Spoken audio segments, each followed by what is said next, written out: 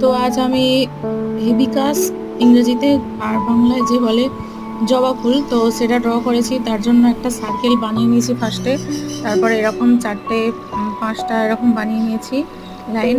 তো তারপরে এরকম ভাবে জবা ফুলের শেপ দিয়েছি, তোমরা দেখতেই পাচ্ছ। খুবই ইজিভাবে দেখানোর চেষ্টা করেছি। তো সার্কেল আমাদের অনেক কাজেই লাগে, তো জবা ফুল বানাতেও কাজে লাগছে। তো এরকমভাবে তোমরাও চেষ্টা করো, পারবে। তো এরপরে যে লাইনগুলো ছিল ওগুলো আমি রবার দিয়ে মুছে দিয়েছি, ইরেজার দিয়ে।